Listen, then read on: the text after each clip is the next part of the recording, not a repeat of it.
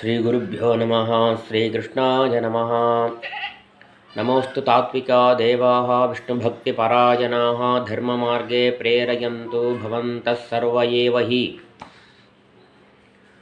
2-3 ಜನ ಕೇಳಿದ್ರು, ಮಹಾಲಯ ಪಕ್ಷ, ಯತಿ ದ್ವಾದಶಿ ದಿವಸ, ಘಾತ ಚತುರ್ದಶಿ, ಈ ದಿವಸಗಳೆಲ್ಲ ನಮ್ಮ ಪಿತೃಗಳ ಪಕ್ಷವನ್ನು ಮಾಡಬಹುದಾ ಹಾಗೆ ಅಂತ. ಧಾರಾಳವಾಗಿ ಮಾಡಬಹುದು. ಏಕಾದಶಿ ಬಿಟ್ಟು 15 ದಿವಸದಲ್ಲಿ ಯಾವತ್ತು ಬೇಕಾದ್ರೆ ಮಾಡಬಹುದು ಪಕ್ಷ, ಅದರಿಂದ ಸಂದೇಹವಿಲ್ಲ ಅದರಲ್ಲಿ. ಮತ್ತು ಬೇರೆ ಎಲ್ಲ ಇತರ ಕೆಲಸಗಳಿಗೆ ಹೋಗುವುದರಿಂದ ಲೀವ್ ಸಿಗೋದಿಲ್ಲ, ಲೀವ್ ಹಾಕಿ ಮಾಡುವ ಸಂದರ್ಭ ಇಲ್ಲ ಅಂತ ಹೆಚ್ಚು ಜನ ಹೇಳ್ತಾರೆ. ಅದರಿಂದ ಈ 15 ದಿವಸದಲ್ಲಿ ಯಾವತ್ತೋ ಒಂದು ದಿನ ಧಾರಾಳವಾಗಿ ಮಾಡಬಹುದು. ಏಕಾದಶಿ ತರ್ಪಣ ಇಲ್ಲ, ಶ್ರಾದ್ದಗಳು ಇಲ್ಲ. ದ್ವಾದಶಿ ದಿವಸ ಪಾರಣೆ ಸರಿಯಾದ ಸಂದರ್ಭಕ್ಕೆ ಪಾರಣೆ ಆಗಬೇಕು, ಸರಿಯಾದ ಟೈಮ್ ಆದ ಕಾರಣ ಅದಕ್ಕೆ ತಕ್ಕಂತೆ ಅದನ್ನು ಪ್ರಿಪೇರ್ ಮಾಡಿದ್ದೀವಿ. ಮತ್ತು ನಾಳೆ ಯತಿ ದ್ವಾದಶಿ, ಸನ್ಯಾಸಿ ಮಹಾಲಯ ಅಂತ ಹಾಕಿರೋರು. ಯತಿಗಳು ಅಂದರೆ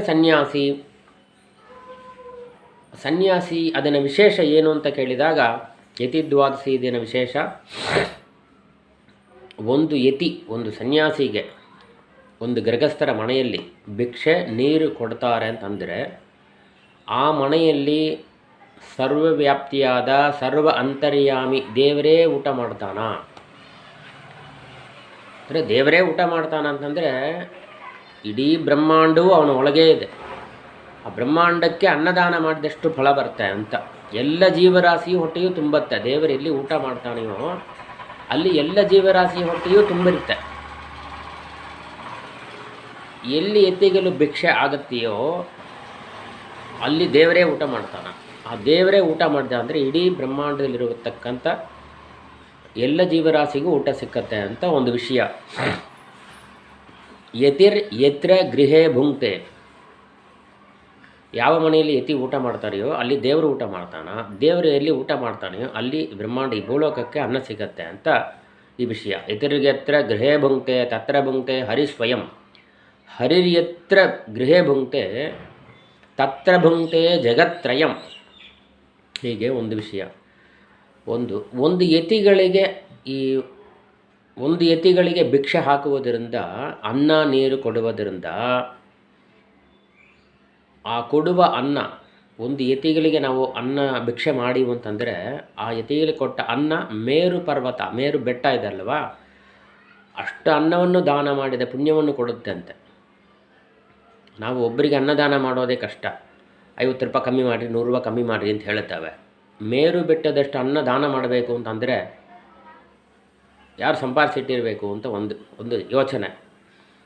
ಮತ್ತು ಒಂದು ತಂಬಿಗೆ ನೀರು ಆ ಯತಿಗಳಿಗೆ ಕೊಡುವುದರಿಂದ ಸಮುದ್ರವನ್ನೇ ದಾನ ಮಾಡಿದಾಗೆ. ಒಂದು ಸಾಗರ, ಸಮುದ್ರ ಅಂತ ಹೇಳ್ತಾರಲ್ಲ, ಸಮುದ್ರ ಅಂದರೆ ಉಪ್ಪು ನೀರಿರುವಂಥ ಸಮುದ್ರನ ಹೇಳಲ್ಲ. ಇಕ್ಷುರಸ ಅಂತ ಇಟ್ಟುಕೊಳ್ಬೋದು, ಹಾಲು ಸಮುದ್ರ ಅಂತ ಇಟ್ಟುಕೊಂಬೋದು, ದದಿ ಸಮುದ್ರ ಅಂತ ಇಟ್ಟುಕೊಂಬೋದು. ಇದನ್ನೆಲ್ಲ ದಾನ ಮಾಡಿರಿ ಏನು ಪುಣ್ಯ ಬರ್ತೀಯೋ, ಒಂದು ಯತಿಗಳಿಗೆ ಭಿಕ್ಷೆ ಮಾಡುವುದರಿಂದ ಬರುವ ಪುಣ್ಯ ಇದೆ. ಮತ್ತು ಬ್ರಹ್ಮಚಾರಿಗೆ ಒಂದು ದಾನವನ್ನು ಕೊಡ್ತಾವೆ ಅಂತ ಅಂದರೆ ಅದು ಏನು ದಾನ ಕೊಡ್ತಾವೆಯೋ ಅದಕ್ಕೆ ಸಮಾನವಾದ ಪುಣ್ಯ ಬರುತ್ತೆ. ಒಂದು ಗೃಹಸ್ಥರಿಗೆ ದಾನ ಕೊಡ್ತಾವೆ ಅಂತಂದರೆ ಅದು 2 ಪಟ್ಟು ಪುಣ್ಯ ಹೆಚ್ಚಾಗತ್ತೆ. ವಾನಪ್ರಸ್ಥರು ಅಂತಿದ್ದರು, ಅವರಿಗೆ ಕೊಡುವುದರಿಂದ 100 ಪಟ್ಟು ಪುಣ್ಯ ಬರುತ್ತೆ. ಯತಿಗಳಿಗೆ ಕೊಡುವುದರಿಂದ ಎಂಡ್ಲೆಸ್, ಅನಂತವಾದ ಪುಣ್ಯ ಬರುತ್ತೆ ಅಂತ ವಿಷಯ ಹೇಳುತ್ತೆ. ಏನಂದರೆ, ವಟೌತು ಸಮದತ್ತಂ ಸ್ಯಾತ್ ಗೃಹಸ್ಥೆ ದ್ವಿಗುಣಂ ಭವೇತ್ ವಾನಪ್ರಸ್ಥೆ ಶತಗುಣಂ ಯತೌ ದತ್ತಂ ಅನಂತಕಂ. ಅನಂತ ಅಂದರೆ ಎಂಡ್ಲೆಸ್, ಇಷ್ಟು ಅಂತ ಹೇಳಲಿಕ್ಕೆ ಆಗಲಾರದು. ನೀವು 100 ಅಂದರೆ 110, 1000 ಅಂದರೆ 1100, ಲಕ್ಷ ಅಂದರೆ ಲಕ್ಷ 1000, ಹಾಗೆ ಎಷ್ಟು ಹೇಳ್ತೀರೋ ಅದಕ್ಕೆ ಮೇಲೆ ಅಷ್ಟು ಪುಣ್ಯ ಬರುತ್ತೆ ಅಂತ ಹೇಳ್ತಾರೆ. ಯತಿ ದ್ವಾದಶಿಯ ವಿಶೇಷ ಇದು. ಎಲ್ಲರೂ ಈ ವಿಡಿಯೋ ನೋಡಿರಿ, ಇದಕ್ಕೆ ಲೈಕ್ ಮಾಡಿರಿ, ಕಮೆಂಟ್ ಮಾಡಿರಿ. ಕಮೆಂಟ್ ಮಾಡೋದು ಏನು ಕಾರಣ ಏನು ಅಂತಂದರೆ ನಮಗಿನ್ನೂ ಹೆಚ್ಚು ವಿಷಯಗಳನ್ನ ಹಾಕುವುದಕ್ಕೆ ಒಂದು ಉತ್ಸಾಹವಾಗುತ್ತೆ. ಮತ್ತು ಜನಗಳಿಗಿದು ಹೋಗಿ ಸೇರಿದೆ ಅಂತ ನಮಗೆ ತಿಳಿಬೇಕಾಗಿದ್ದರೆ ಅವರು ಇಂಥ ಮಾರಿ ಒಂದು ವಿಷಯ ಇದೆಯಾ, ಇದು ಹೇಗಿದೆ ಹಾಗೆ ಅಂತೆಲ್ಲ ಕೇಳಿರುವಂಥದ್ದು ನಮಗೆ ಅದನ್ನು ಪತ್ತಿ ನಮಗೆ ಇನ್ನೂ ಕೊಂಚ ಚಿಂತನೆ ಮಾಡಬಹುದು. 4 ವಿಷಯಗಳು ನಮಗೆ ತಿಳ್ಕೊಂಬಕ್ಕೆ ಒಂದು ಕಾರಣ, ತಿಳ್ಕೊಂಡದ್ದನ್ನು ಹೇಳೋದು ಅಂತ ಒಂದು ಕಾರಣ.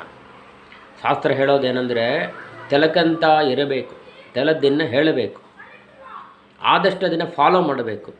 ನಮಗೆ ದೇವರು ಏನು ಅದನ್ನು ಹೇಳ್ತಾನೆ ಅದನ್ನು ನಾವು ಮಾಡಬೇಕು. ನಮಗೆ ತೆಲದ 2 ವಿಷಯ ಇದೆ. ಇದು 100 ವಿಷಯಗಳು ಪಂಡಿತರೆಲ್ಲ ಹೇಳ್ಬೋದು, ನಾವು ಅಷ್ಟು ಏನು ತೆಲಕೋಲ್ಲ.